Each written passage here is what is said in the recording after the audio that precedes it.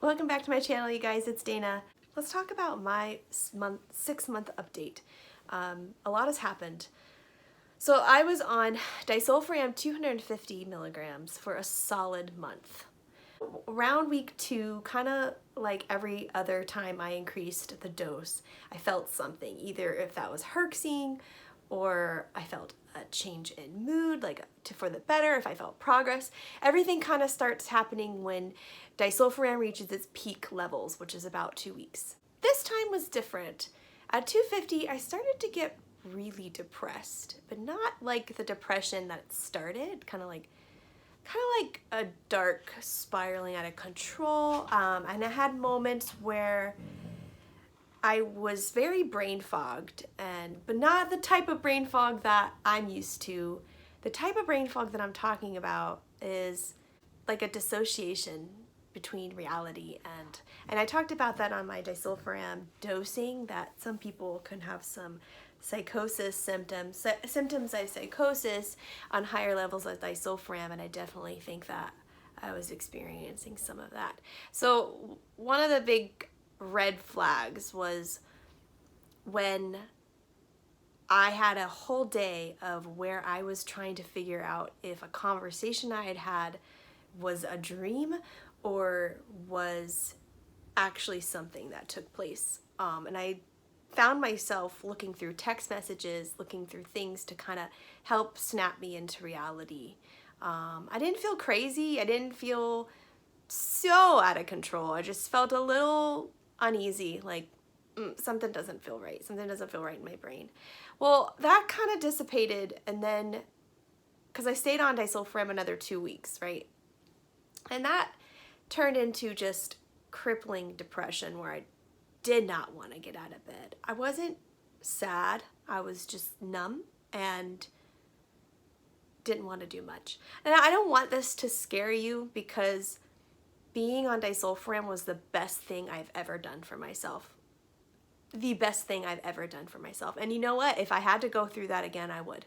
I would go through it again. If that means that I could feel as good as I feel today. I feel great. And I've been off of disulfiram for 10 days now. So I stopped a month early because I got my blood results back.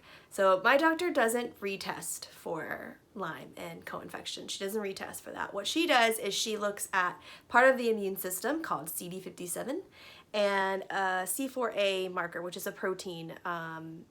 It's a complement protein, basically, to measure inflammation caused by pathogens specifically. So she likes to look at those because chronically she sees C4a really high in her Lyme patients, as well as she sees in her patients the CD57's really low. So mine's always been really, really, really, really low. So the CD57, the best way I can describe it, and it's very complex, is it's part of your immune system, and if it's low and it's undetected, it kind of means that it's out fighting stuff and that you don't have a lot of it left because it's out in your body fighting off stuff constantly. Here's my old CD57.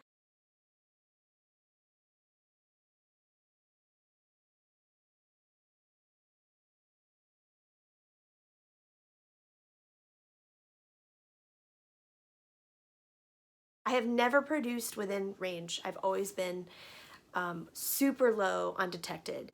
Here's my new one. Proof is in the pudding, because I have never had this happen. Even when I was on antibiotics, I've never been able to get a CD57 that looked so beautiful to me. It's always just been red all across the board. My C4a is still a little high, but it's still better than it was. It's kind of holding still. Compound hetero for MTHFR, which means that I am 30% successful at detoxifying, which is why I talk a lot about getting in the sauna, doing coffee enemas. I have to work a little harder to detox than someone else that doesn't have a genetic mutation for detoxification. And I'm sure a lot of you know about MTHFR because a lot of chronic Lyme patients suffer with MTHFR, or at least have one mutation. I have 0 Lyme symptoms, absolutely no Lyme symptoms at all. No joint pain, not having any headaches. I'm thinking again.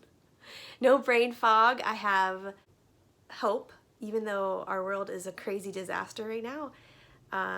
And so right now what I'm focusing on is detoxing. I'm gonna try to slow detox. So I'm still on Welchol, a prescription binder supplements. So the ones that I'm on right now is vitamin C, 2,000 milligrams a day.